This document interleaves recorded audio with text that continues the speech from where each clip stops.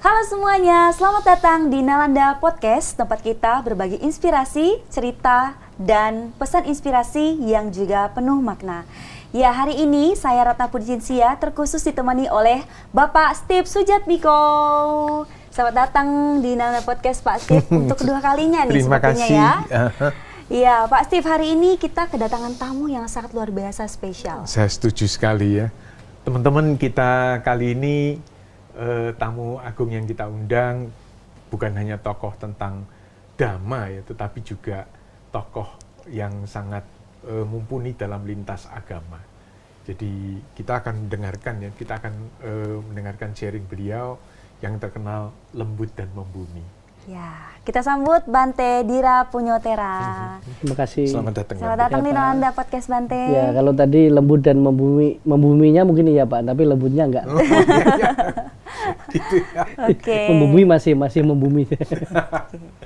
Ya, Bante, hari ini merupakan waktu dan momen yang kami tunggu-tunggu, Bante, kalau boleh jujur.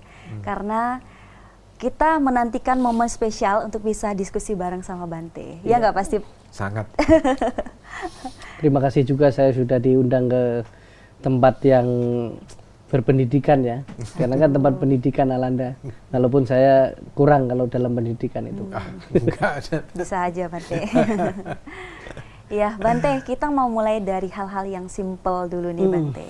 Nah, Bante kan dikenal belakangan ini terlihat akrab juga nih dengan Habib Jafar ya, Bante ya. Boleh diceritakan, Bante, apa yang menjadi titik kok Bante bisa dekat nih dengan beliau begitu? Ya, sebenarnya kita punya keyakinan dan saya yakin sesuatu yang dimulai dengan niat baik juga dengan orang-orang yang punya niat baik, tujuan baik, kita akan dipertemukan. Ya, dipertemukan dengan sesuatu hal yang baik. Kita memang berbeda tapi kita berusaha bersama dalam kebaikan. Ya, kenapa bisa dekat bersama? Ya, tentunya ada komunikasi yang baik.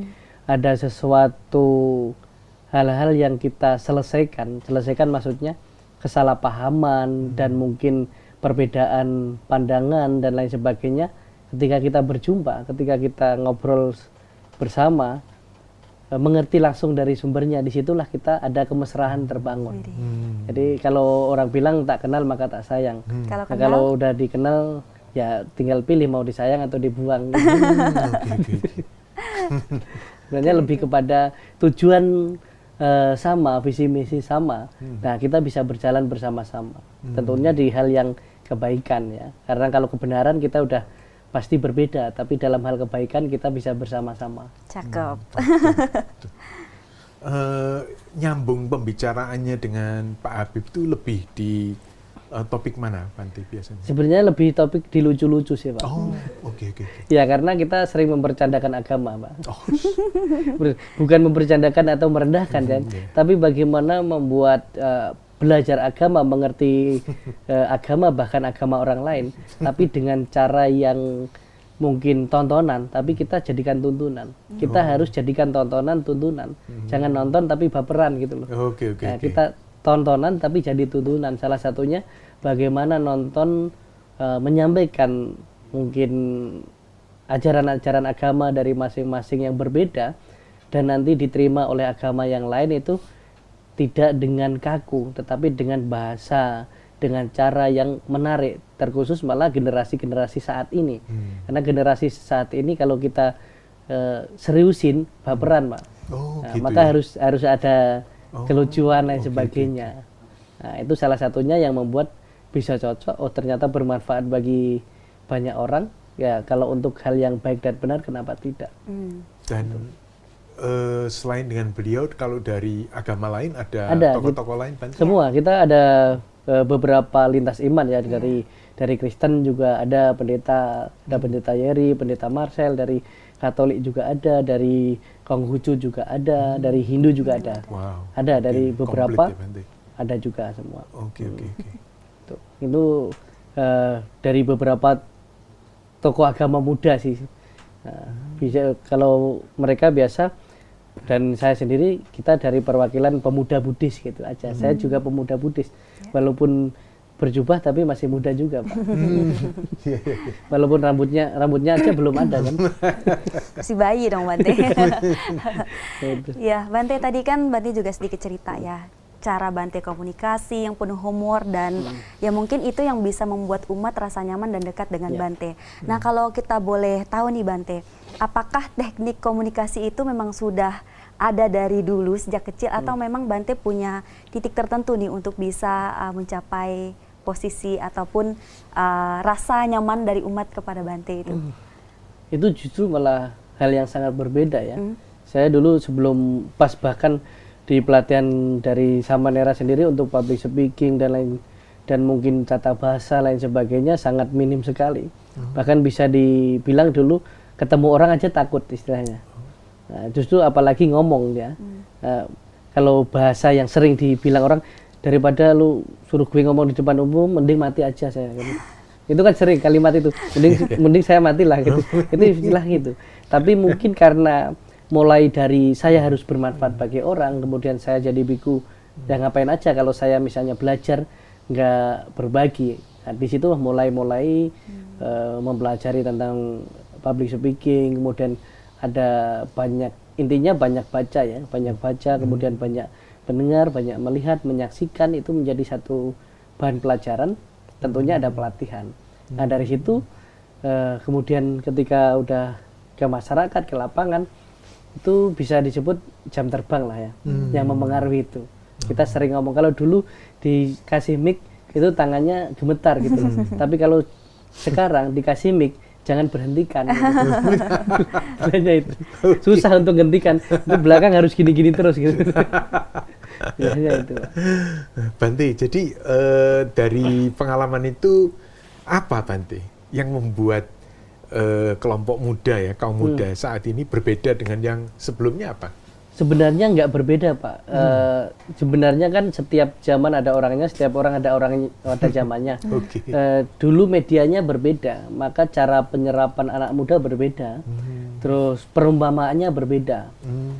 Dan zaman sekarang kita nggak bisa menggunakan metode-metode mungkin yang sudah lewat ataupun menggunakan bahasa-bahasa perumpamaan yang sudah nggak tahu, anak muda aja udah nggak tahu gitu loh. Nah, istilahnya kalau bilangin anak muda sekarang, hindari satu kalimat yang sering orang tua bilang, zaman saya dulu. Nah, itu jangan lagi sekarang. Sekarang anak muda kalau kita bilang zaman saya dulu, ya udah balik aja zaman dulu gitu anak muda. Nah, salah satunya itu. Misalnya kalau kita dalam Buddhis lah, saya sering beri perumpamaan. Di dalam Dhamma Pada ayat pertama itu kan pikiran pelopor, pembentuk, pencipta.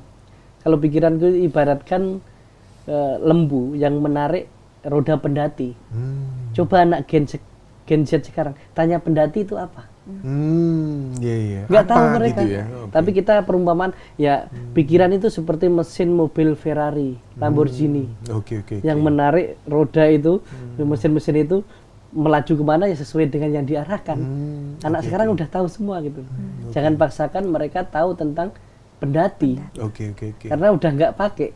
Apa itu berarti bahwa beberapa kitab kita itu mungkin perlu diterjemahkan lagi? Itu salah satu hal yang saya lakukan, saya upayakan. Bahkan saya pas pendidikan mengambil S2 itu yang berbeda dengan teman-teman saya. Bahkan saya dibilang, loh ngapain kamu di Indonesia kok ambil sastra bahasa Indonesia? Kan udah di Indonesia gitu. Nah, karena pas saya Samanera misalnya belajar buku-buku Dharma itu, saya merasa kok susah ya. Bukan susah, tapi bahasanya yang nggak kita pakai sehari-hari. Nah, bahasa yang di kitab-kitab suci itu kan bahasa baku. Bukan salah ya, tapi baku. Tapi kita kalau mau terjemahkan ke bahasa keseharian sekarang yang anak muda pakai, di setiap daerah pun pakai bahasa apa? Karena Sang Buddha bilang, wahai para biku, ajarkanlah Dhamma itu dengan bahasa setempat, tradisi setempat, kebudayaan setempat, yang mudah dipahami, agar nggak salah paham. Nah, anak-anak sekarang, misalnya kita terlalu banyak pakai bahasa Pali, wah mereka Klenger ya? Bahasanya kan klenger. Nah, misalnya saya podcast sama pemuka agama lain, misalnya sama Deddy Kobuser di kelas, saya bilang di dalam Anguttara Nikaya. Wah. Kan pusing dulu dah. Pusing dulu dia. Tapi kita kan langsung menggunakan bahasa keseharian ya. Iya. Bahwa kita hidup itu, pikiran itu pelopor, pembentuk. Ya kemana pikiran kita arahkan ya seperti itu hidup kita itu. Oke. Itu bahasanya yang lebih bisa kita terima lah anak-anak muda terutama. Mantap Nggak sekali, salah Bante. sih, tapi setiap generasi itu menggunakan bahasa. Misal kalau di Jakarta ya lo gue. Oke. Kalau di Medan kau aku gitu. Oh. Jangan di Jakarta teman kita kau kan kan. Iya, kayak gitu. Kalau di Medan gitu kita ngomong biasa kayak berantem Pak, dikira berantem kan. Ya memang gitu ngomongnya. Nah, misalnya ibaratkan seperti itu. Oke. Kalau dari agama yang lain itu apa ada yang berpikiran seperti Bante juga? Pasti ada Pak. Maka mereka bisa cocok, berarti punya hampir kemiripan pola pikir, visi misi, bahkan mungkin tujuan yang baik bersama, maka bisa berjalan bersama. I see. Oke. Bahkan awalnya tidak punya pemikiran bersama kan, kadang kalau sering bersama-sama, bahkan orang kalau sering sama-sama aja bisa mirip-mirip terakhir kan. Gitu sama, ya? ternyata ketika kita Saling sering mempengaruhi. sama-sama mempengaruhi. Nah, Oke. itu. Yang pasti kita nggak mengaruhi, yang lain pindah ke kita aja lah. Saking kompaknya biasanya ikut olahraga bareng ya Bante ya? Iya, itu. Tapi Walaupun Bante saya nggak nggak ikut. olahraga, Tidak boleh, Bante. saya hanya menyaksikan aja di situ. Paling jadi korban bully aja, Pak. Gimana tuh Bante pandangan teman-teman Bante? Ya saya nggak butuh pandangan mereka Oke. sih. Saya hanya perlu tahu bahwa apa yang saya lakukan masih sesuai dengan fashion saya jadi biku. Fashion jadi biku bolehnya itu sampai di mana? Sampai di situ saya apapun yang saya lakukan, yang saya kerjakan sesuai pertimbangan dari aturan-aturan kebikuan saya. Nah itu. Jadi kalau saya punya prinsip lebih baik saya dibenci, tetapi tetap melakukan yang baik dan benar daripada saya berusaha munafik hanya supaya disukai banyak orang gitu. Nah kita itu manusia manusia lebih sering salah nggak apa-apa, yang penting sama-sama kan. Di lampu merah misalnya kita berhenti, ada orang udah maju aja kosong itu sama-sama. Kita nggak berani sendiri tapi benar gitu. Nah, maka kadangkala untuk kalau filosofi ikan salmon, kalau kita mau jadi yang berkualitas melawan arah, melawan arus kan memang kadang. Kalau yang ikut arus kan kotoran biasa. Jadi dari studinya Bante tentang literatur Indonesia, bahasa Indonesia gitu, apa yang Bante pelajari yang mungkin bisa berguna? Saya lebih kepada tadi Pak, salah satunya yang ingin saya pelajari adalah penggunaan bahasa-bahasa, sejarah-sejarah bahasa, kemudian mungkin kalau di sastra bahasa Indonesia lebih ke puitis ya, puitis, kemudian lebih ke menggunakan kalimat-kalimat yang orang itu tertarik urung membaca gitu loh. Nah, misalnya menggunakan anak muda, nasihati anak muda yang diputus ceweknya Pak, udah sabar saja, nggak bisa sabar itu, nggak bisa. Tapi ya jadi anak muda kita bilang aja akuntansi gitu. Pak tahu akuntansi kan? Enggak. Aku mantan yang tak perlu kau tangisi kan. Oh gitu, mantap. Ya, kalau kita hanya bilang sabar-sabar kan dia nggak ada tersentuh gitu. Iya. Nah ini cewek yang diputus nangis-nangis ini biasa korban jambu biji Pak. Apalagi Apa ini? itu? Janji-janji manis bikin jijik. Gitu. Lah, kalau kita menggunakan kalimat gitu, orang anak muda kan kayak, oh iya ya gitu. Jadi saya korban janji-janji aja ya gitu. Iya. Jadi kita mengajak orang logika tapi dengan bahasa gitu. Oke. Dan segala sesuatu sebenarnya kan ya permainan kata-kata itu. Iya. Bahkan membuat orang tertarik gitu. Iya. Nggak bisa kok istilahnya, bahkan meditasi yang diam aja itu cara untuk mengajar adalah harus berbicara. Selain memberi contoh juga harus berbicara dengan komunikasi yang baik. Ilmu apapun komunikasi itu saya paling penting sebenarnya. Mau di bidang apapun komunikasi yang baik itu perlu. Ada satu orang yang kayaknya mungkin mirip dengan Bante gitu ya. Dia orang Inggris tetapi dia belajar sastra Inggris. Ya. Dan namanya, karyanya sangat terkenal, Harry Potter. Oh iya. Ya, dan orang ini J.K. Rowling ya. Saat ini mungkin dia adalah satu dari 10 wanita terkaya di dunia. Jadi pertama-tama saya dengar tentang dia juga heran gitu ya. Orang Inggris tapi belajar sastra Inggris. Tapi ternyata beliau merubah gitu ya. Cara anak-anak ya kisah apa segala macam yang sudah ribuan, ternyata dia bisa memunculkan sesuatu yang sangat berbeda. Iya, itu real, itu pengalaman saya juga Pak. Buku-buku selama ini yang saya tulis itu nggak ada yang nggak habis, walaupun nggak saya jual ya. Wow. Nah, cuman pasarannya anak muda dan lebih banyak di masyarakat. Dan buku itu lebih ke nggak banyak tulisan, tapi lebih banyak ngajak orang berpikir gitu loh. Maka anak-anak muda sekarang, kalau kita kirim satu makalah, misalnya kita WA lah, kirim satu PDF makalah, sama kita kirim satu video 1 menit kata-kata hari ini, dia pasti yang disetorikan kata-kata hari ini. Iya. Ya. Dan lebih kena gitu, dan dipikirkan gitu. Nah itu salah satunya. Saya punya pengalaman yang agak lucu tapi malah lebih bagus. Waktu saya menulis buku pertama saya, itu udah nulis, udah bagus, banyak, teratur, terstruktur, terukur semua lah. Ur itu sudah semua. Laptopnya error. Semua file hilang itu. Waduh. Hilang semua udah. Kalau orang Medan bilang amsyong, Pak. Iya. Terakhir saya dikejar untuk penerbitnya, saya tulis ulang tapi quote-quote-nya aja semua. Sebelumnya nulis konsepnya itu kayak Dhammapada, kutipan harus itu penjelasan. Saya tulis semua, itu hanya kutipannya semua full, satu buku. Wah udahlah. Terakhir buku itu begitu launching langsung habis. Ternyata anak muda itu nggak suka baca buku yang tebel-tebel itu, tapi quote-quote itu langsung. Nah itu. Dan itu bersebar kemanapun itu. Yang kita anggap kegagalan ternyata bermanfaat bagi banyak orang. Itu yang judulnya ketiadaan itu ya Bante? Iya, yang menjadi ada dalam ketiadaan, Pak. Oke. Itu buku pertama yang sebenarnya saya anggap buku gagal, tapi buku yang paling dicari. Itu menjadi ada dalam ketiadaan itu. Bicara sedikit tentang buku itu boleh, Bante? Boleh. Sebenarnya menjadi ada dalam ketiadaan kan kita berusaha menjadi manusia yang bermanfaat bagi orang lain, membantu orang lain yang belum mampu atau belum tahu sesuatu yang kita nggak tahu. Kita itu melengkapi misalnya pengetahuan orang yang belum tahu, maka kita menjadi ada dalam ketiadaan orang lain. Kan melengkapi. Maka sama orang berkeluarga, orang pasangan itu harus saling melengkapi. Nah, kamu bisa apa, saya nggak bisa, itu dilengkapi di situ kan. Maka menjadi ada dalam ketiadaan. Kalau dihubungkan dengan konsep Buddhis sunyata gitu, gimana? Enggak, ini konsepnya lebih kepada bodhicitta. Lebih kepada kita itu harus memberi penerangan bagi yang lain. Maka terang itu ada kan ketika kita berani dalam kegelapan.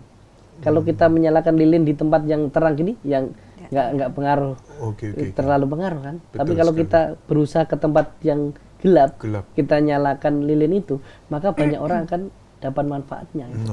Itulah konsep lebih ke bodhicitta, bermanfaat bagi kehidupan lain sih itu. Terus buku setelah itu yang berikutnya? Itu setelah itu ada Noda Batin, kemudian ada Noda Batin tuh. Ada Kopi Toleransi, ada Aksara Karsa, ada yang nggak ada judul. Gitu. Itu buku pertama kayaknya yang nggak ada judul. Tapi ada judul tapi nggak ada tulisannya gitu. Jadi karena dalam sastra bahkan gambar itu kan suatu bahasa. Sama kita di Indonesia punya kitab suci Buddhis yang lengkap. Tapi nggak semua orang bisa baca itu, yaitu Borobudur. Itu kan kitab suci, gambar itu kan. Setiap lukisan kan punya arti. Nah, tapi tidak semua orang bisa membaca lukisan kan gitu. Nah, itu sulit membaca lukisan itu seperti sulitnya seorang laki-laki memahami sifat wanita, Pak. Gitu. Nah, apalagi pas ditanya mau makan apa, terserah, itu susah sekali. Betul. Nah, itu kalau lukisan abstrak. Jadi wanita itu abstrak ya, Pak? Iya, abstrak. Untuk cowok. Iya, untuk cowok. Hati nanti penonton yang cewek tersinggung. Enggak, ini kenyataan yang ada sebagaimana adanya. Nah, kita dari pertama laki-laki itu udah terbiasa menerima kenyataan yang ada sebagaimana adanya. Siap, Bante. Ya, Bante kan dikenal sosok yang percaya diri juga, kemudian disebut sebagai orang yang sering berinteraksi dengan tokoh lintas agama. Dan banyak cerita menarik di masa kecil Bante yang dekat dengan keyakinan umat muslim. Dalam keluarga sendiri ceritanya juga dari latar belakang yang berbeda begitu yang ya berbeda. Bante. Nah mungkin bisa diceritakan sedikit detail Bante, apa yang menjadi ketertarikan Bante sendiri untuk bisa mendalami ajaran Buddha Dhamma juga. Sebenarnya gini ya, walaupun sekarang saya sudah menjadi seorang Bante, tetap saja untuk pelayanan itu bukan hanya kepada umat Buddha. Maka dari latar belakang misalnya keluarga saya, dari bapak saya yang keluarga Muslim, ibu saya yang keluarga Buddhis, maka setelah jadi Bante pun saya harus bermanfaat bagi kedua belah pihak keluarga saya.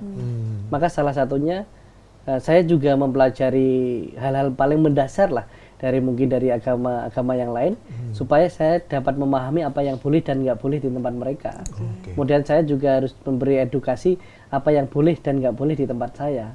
Nah itu kan bisa kita bagikan ke tempat lain yang dianggap mustahil lah, masa bisa yang berbeda gitu.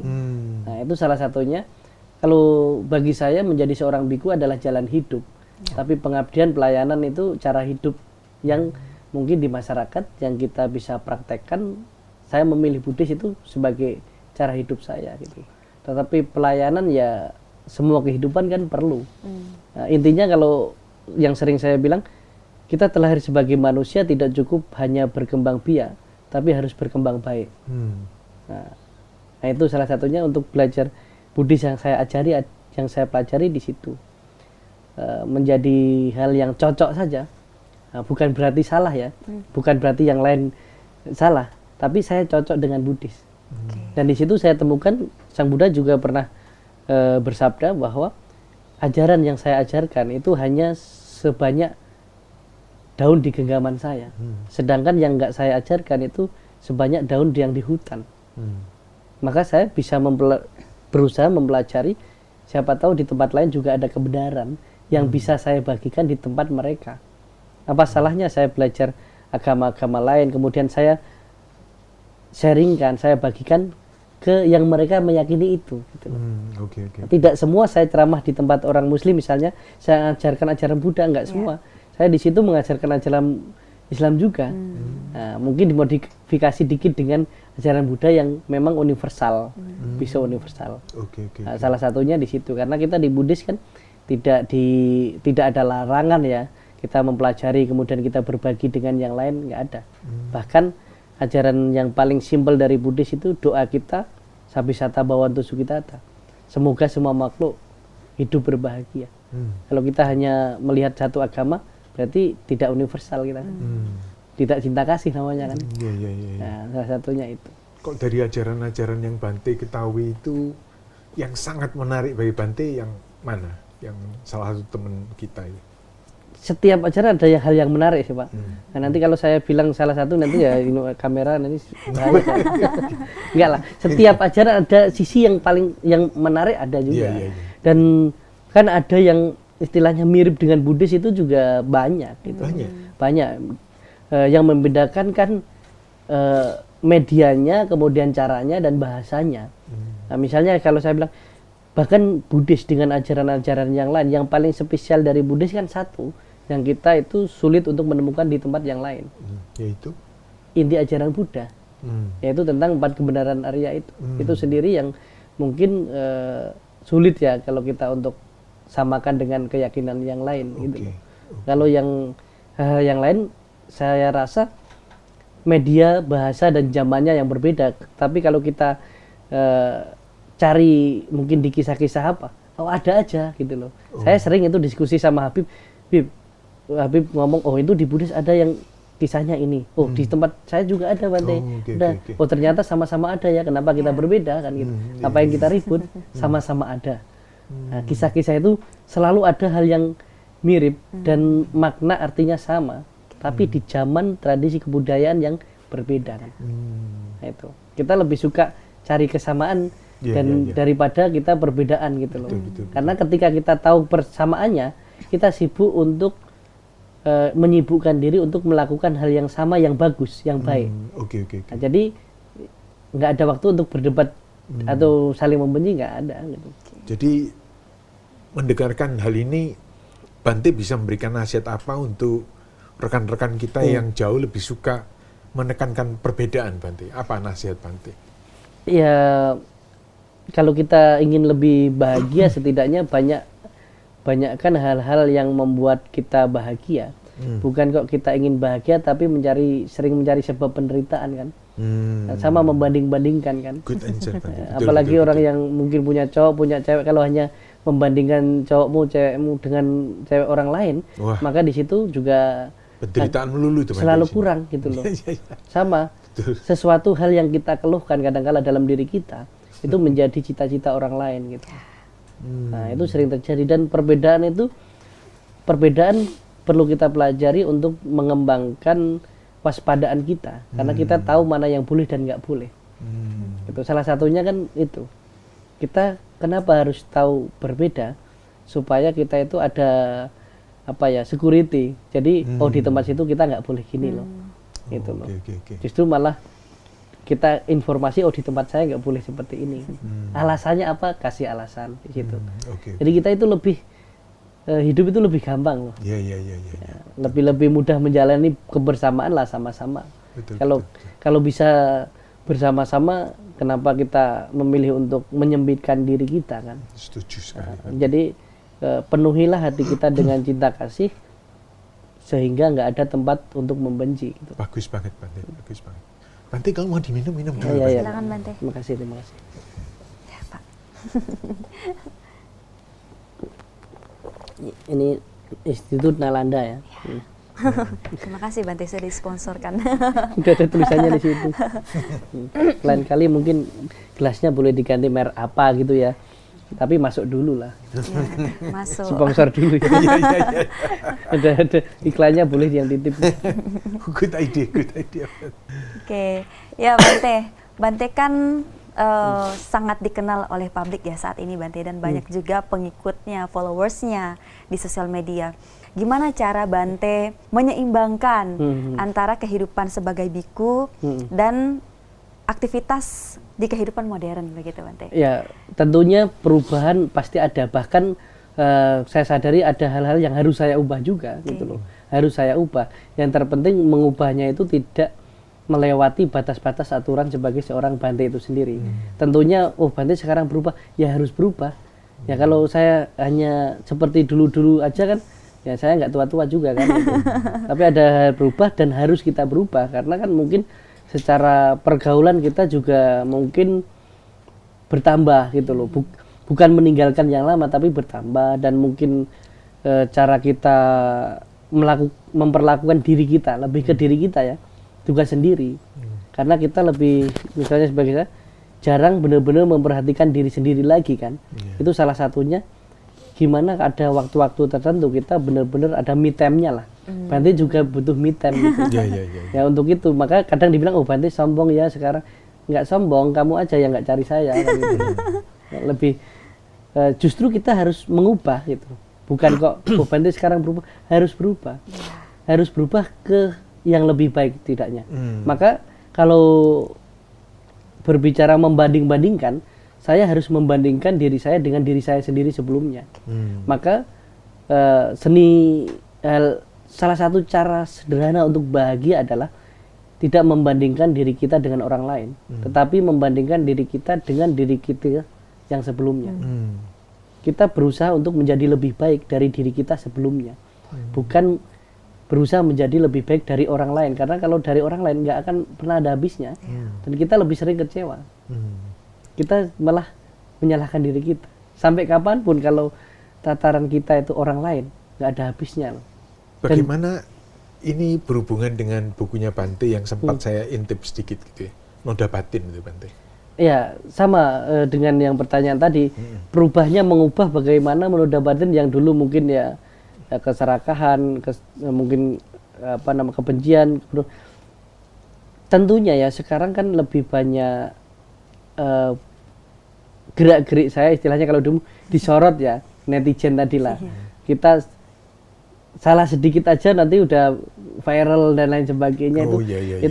Itu salah satunya bagaimana pengendalian untuk diri sendiri juga ekstra hati-hati gitu. Jadi kayak noda batin itu kan mungkin yang ada di dalam diri saya. Ya bagaimana untuk menyeimbangkan supaya tetap terkendali gitu loh. Jadi noda-noda batin itu kesombongan, keserakahan, kebodohan itu nggak terus melonjak gitu loh. Apalagi kan, mau Bante sekarang enak ya gini, ya itu menurut orang lain kan. Yang menjalani kan belum tentu. Nah, tapi saya jangan, istilahnya sekarang jangan perlihatkan misalnya ketidakbahagiaan atau kelelahan kita di depan orang-orang lain kan gitu. Karena kita berusaha untuk orang lain juga bahagia. Kalau kita bisa melakukan hal itu kan bermanfaat lah bagi saya gitu. Itu salah satunya. Ya kalau untuk yang dari noda batin itu sendiri, kalau dalam bahasa umumnya itu, kalau dipinjam kalimat yang lain, misalnya kalau di Muslim ada penyakit ain namanya. Ain itu kan loba dosa dan moha itu juga sebenarnya. Nah, jadi noda batin ya loba dosa dan moha itu di dalam batin kita. Bagaimana kita mengikis itu? Bagaimana Bante kita bisa tahu gitu ya bahwa kita mulai kita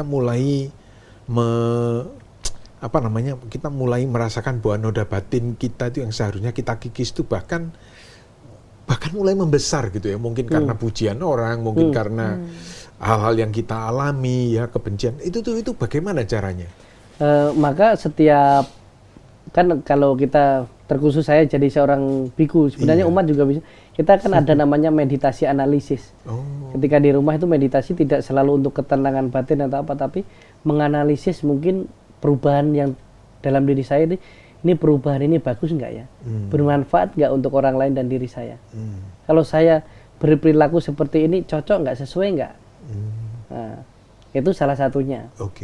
Kita setiap saat, setiap hari, maka tadi yang sempat saya bilang, bandingkan diri kita dengan diri kita yang sebelumnya gitu.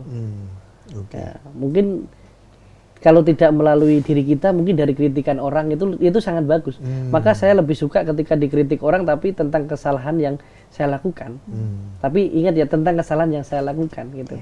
Karena ketika orang mengkritik, mencela, membenci kita atas dasar kebencian, itu nggak usah ditanggapi. Tapi karena atas dasar mungkin ada benar-benar hal yang apa yang kita betul-betul lakukan, ya? Itu kita kasih apresiasi mereka. Itu dah yang bisa kita perbaiki. Saya kepingin orang itu justru malah kasih tahu sesuatu hal yang memang harus saya perbaiki gitu. Kalau yang mungkin menjatuhkan atau karena rasa gak suka lain sebagainya, jangan dipikir. Hasud, fitnahan itu sudah biarin aja lah. Itu kan kebencian orang lain terhadap kita. Jadi kebencian itu justru kalau kita tanggapi, kita kalah. Nah, di situ. Lebih ke situ sih. Karena kita kan lebih sering mendengarkan sesuatu hal yang mungkin buruk tentang diri kita dari orang lain, tapi tidak selalu itu benar gitu. Kalau nggak benar ya nggak usah ditanggapi. Kalau benar ya perbaiki. Sesimpel itu kadang. Sesimpel itu ya. Nah, tapi kita sering terlalu memikirkan gitu. Ya, sesuatu hal yang belum terjadi pun kita pikirkan. Saya sering bilang ke anak-anak muda, kamu mikir, wah besok Bante, loh kalau besok kamu pikirkan hari ini, terus besok mikir apa? Gitu. Besoknya lagi. Ya, makanya itu. Nah itu Pak. Jadi noda batin itu tuh lebih ke, kalau di Buddhis 3 penyakit itu sih, loba, dosa, dan moha itu. Kita 2 generasi itu saling mengejas sekarang. Nah, ini penelitian kecil saya lah, saling mengejas. Yang tua sering bilang zaman saya dulu. Nah, yang anak muda sering bilang orang tua ini kolot. Bukan, karena mereka hidup itu di zaman yang berbeda. Betul. Di zaman yang berbeda, yang satu di zaman batu, yang satu di zaman digital. Orang yang awalnya di zaman batu nggak melalui zaman kertas, langsung zaman pandemi, langsung zaman digital. Beda gitu loh. Memang peran orang tua itu mempengaruhi, dan fenomena yang seperti tadi itu ya karena pertama komunikasi nggak bagus, kedua mungkin orang tua terlalu membandingkan anak dia dengan anak tetangga. Yang overthinking kadang di situ sedih ikut nangis gitu. Nah ini kan terbawa pikirannya. Tersinggung saya Bante. Misalnya bagi anak muda ini ya, salah satu bagaimana kita nggak overthinking adalah lakukan kegiatan yang bermanfaat untuk diri kita supaya kita bisa lebih fokus.